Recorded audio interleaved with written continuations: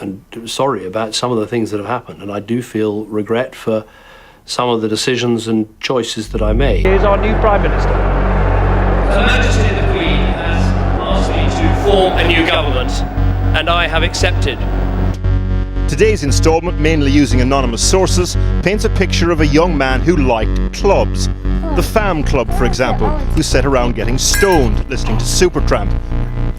Then there was the Hedonist Fancy Dress Club, where it's claimed a bizarre incident occurred involving a young Cameron and a pig's head. It's the next big scandal waiting to happen. It's an issue that, frankly, crosses party lines and has tainted our politics for too long. It's an issue that exposes the far too cosy relationship between politics, government, business and money. I'm talking about lobbying. Breaking news we've got for you. The UK government has apparently opened an official investigation into David Cameron's lobbying. A day after he resigned from Parliament, former Prime Minister David Cameron has been targeted in a damning parliamentary report into the 2011 coalition-led intervention in Libya. MPs say he failed to develop a coherent strategy.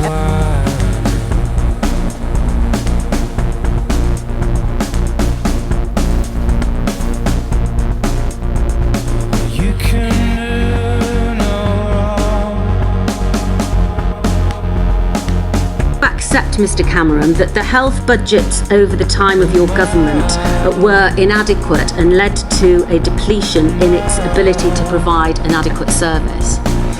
I don't accept that. 3 years ago, I committed to the British people that I would renegotiate our position in the European Union and hold an in-out referendum. Now I'm delivering on that commitment.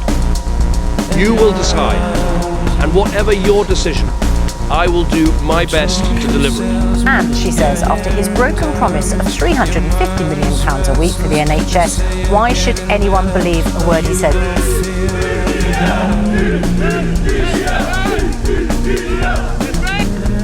This means that the UK has voted to leave the European Union. I think the country requires fresh leadership to take it in this direction.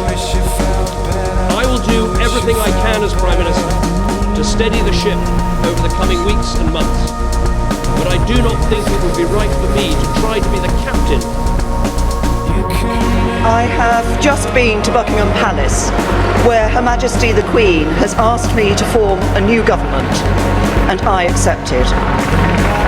In the absolute horror that people had gone through and started to understand more the depth of the tragedy. I didn't, of course, on that first visit, meet members of the community or survivors. And I'm sorry for not having met them then. I regret that.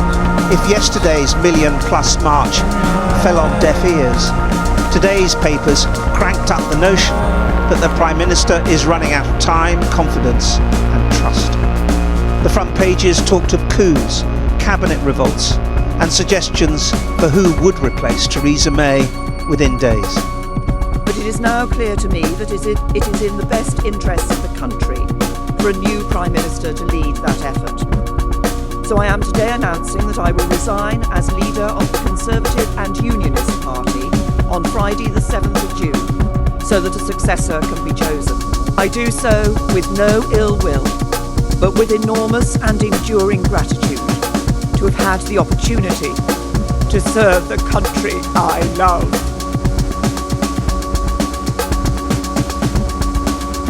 News at 6 from Downing Street, where Boris Johnson has promised to repay the trust of voters after leading the Conservatives to an extraordinary election victory.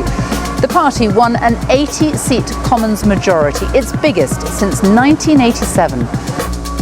Protect the NHS's ability to cope and save more lives. And that's why we've been asking people to stay at home during this pandemic.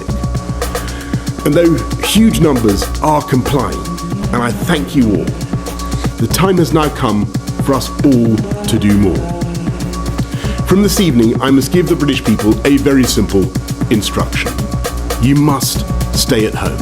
In the week the country went into lockdown, Dominic Cummings was seen hastily leaving Number 10. Later, it was confirmed that, like his boss, he had coronavirus. The very same day, the Prime Minister appealed for people to follow the rules. Stay at home, protect the NHS, and save lives. Morning, Mr. Cummings. But Mr. Cummings didn't stay at his home in London, where he was filmed earlier this year. Instead, he travelled more than 250 miles. Acceleration in the number of cases over the last couple of weeks. And we've also sadly seen that the number of people hospitalised with coronavirus is doubling about every 8 days. So we do need to take action. Yesterday I took action in the northeast, working with the councils there, where there has been a very sharp rise. Did you hear him say, let the bodies pile high in their thousands, or it's only killing 80-year-olds? There's been a few different versions of these stories knocking around. There was a version of it in the Sunday Times, which was not accurate, but the version that the BBC reported was accurate. And you heard that? I heard that in the Prime Minister's study. Okay. Tell the right honourable gentleman is that all guidance was followed completely during number 10. I've been assured that no rules were broken, and so that means there's nothing to show. I don't even know if the event took place. There was a formal party held, of course, that's something that was clearly contrary to the guidance. I didn't attend, I don't remember attending this party, but I don't even think there were parties that I'm aware of. First of all, it's the Daily Mirror. You've got to keep that, you've got to take that into account. I'm sure they have their facts straight. Is Cheese and Wine all right? It was a business meeting. This is recorded. This fictional party was a business meeting. And it was not socially distanced. One more. What I want to make clear on at least one occasion, you were blatantly viewing pornography on your mobile phone in the chamber of the House of Commons. Yeah. Well, what I can tell you is that if I look at the background of this and why I regret it so much, is that about 3 years ago there was a complaint made against Chris Pincher in the Foreign Office. The complaint was cleared up, apologised. It is clearly now the will of the Parliamentary Conservative Party that there should be a new leader of that party and therefore a new Prime Minister. I know that there will be many people who are relieved and perhaps quite a few who will also be disappointed.